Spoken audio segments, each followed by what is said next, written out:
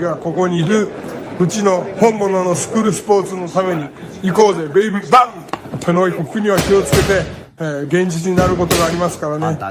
Alright, so we're going to go ahead and continue the long-standing tradition of covering Japanese boxing here on True School Sports. True School Sports, the #1 source for Japanese boxing in America. From an American, arigato gozaimasu. Thank you to everybody watching this video. And ayete okata. Nice to see everybody that's tuning in. Now listen, man.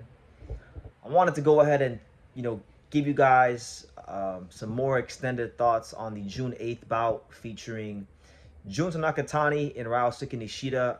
Obviously, it's a clash between two Japanese fighters who hold bantamweight titles, so it is a Japanese world title unification fight. Very, very fun when we get these in boxing in the lower weight categories, or just in general, because when that happens, you get Japanese fighters biting down a little bit harder, going to places that they probably never even went to in the ring, because there's just that much national pride on the line. But I'll be honest with you guys, when this fight was mentioned as a possible fight, I was mildly excited for it. Like, I thought it was a cool fight, but really and truthfully, like, it was not a fight that was like at the top of my list.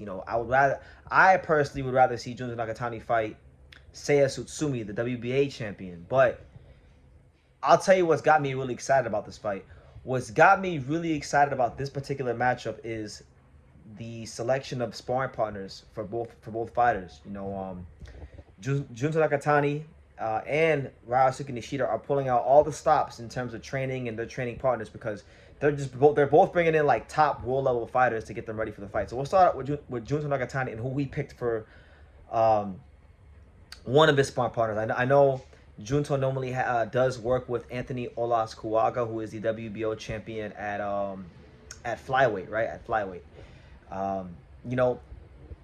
In this particular case, I'm sure Olaskuaga is still probably working with Junto Nakatani, but Junto has brought in a new sparring partner, and it is also a Japanese fighter who I think very closely resembles what Nishida brings to the ring. In my opinion, might even be a better fighter than Nishida, and that's none other than Pro Box TV favorite Katsuma Akitsugi. Yes, the Japanese Lomachenko, a really exciting fighter. That's who he has as one of his main sparring partners, and I like that for Junto, because Akitsugi can do what Nishida does in terms of being a disciplined, regimented, technical southpaw. He can give him that look, but then he can also give him the look of a more athletic fighter and give him more things to work out. So I actually think having a guy like Katsuma in your camp is gonna keep Junto's boxing brain a lot sharp, which I think for this fight, his boxing brain is gonna need to be a little sharper than it's accustomed to, because I personally don't think, maybe I'll be wrong, maybe Nishida will get hurt because he has had problems making weight, so maybe Junto will hurt him in the first 6 rounds and get him out of there in the first 6 rounds, like he's been doing as of late to his opponents. But I fully anticipate that this fight will go past the 6th round, and I do think that having a guy like Katsuma is going to keep the mental part of Junto's boxing IQ very, very much intact. And I'm happy for Katsuma, because Katsuma's a beast. He's a great fighter. I love him. He might be my favorite bantamweight in the entire world. Either him or Seiya Tsutsumi or Lawrence Newton from South Florida, who's kind of on the shelf right now. He's not getting a lot of fights. But I think as far as my personal preference, he's up there. I love his style. Beautiful style. Great footwork.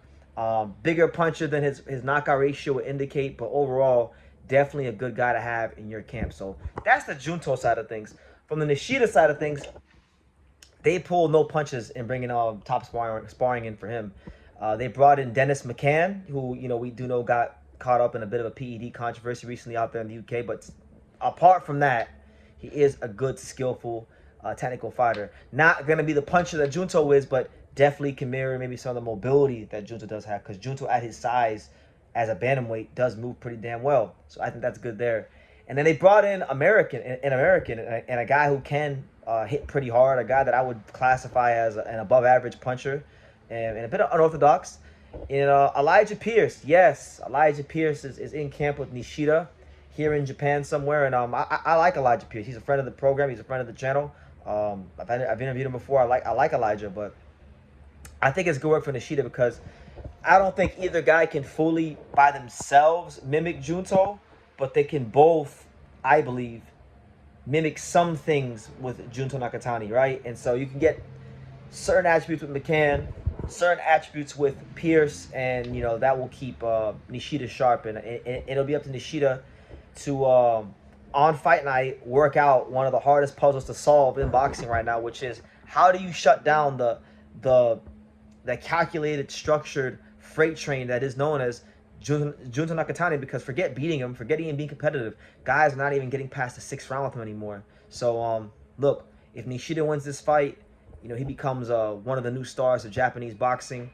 If Junto wins this fight, I'm hoping that if he wins this fight, it goes some rounds, because I feel like he needs to go rounds before he fights Naoya Inoue, because he fights Naoya Inoue, the monster. He fights the monster, and he's just still knocking these guys out. I think that will actually be to his detriment and not to, you know, his benefit. That's my opinion. I think he needs at least one fight where he goes 8 rounds or more. You know, I think that'd be ideal. 8 rounds or more to win. If he gets a stoppage in those 8 rounds or more, that's the perfect storm for him. But that's what I feel he needs to get going into an Inoue fight. But guys, you know that a fight is going to be great when you get 2 undefeated world champions in their prime in a unification fight, fighting for national pride too, fighting for the pride of Japanese boxing.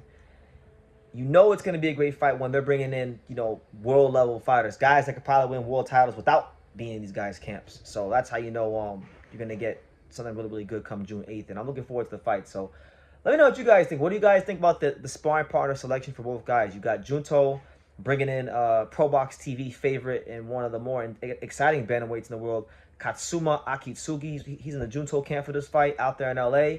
And then here in Japan, you got you know, Elijah Pierce, you know, and Dennis McCann. You know, two very different fighters, but can give some of the attributes that Junto does have as looks for sparring for Nishida. So what do you guys think about that? Leave your comments down below. Who are you favoring to win? I know most of you people will probably favor Nakatani, but I want to know, is anybody out there giving Nishida a proper chance? Because I think Nishida is a very good fighter. You know, a lot of people just don't know who he is yet, but he can fight his ass off. He didn't win that world title on accident. So yeah, leave your comments down below. Make sure you guys take the time to subscribe. And like I say in every single one of these videos, you can love me or you can hate me, but I'm just a kid from Daniel. So until next time, take care, guys.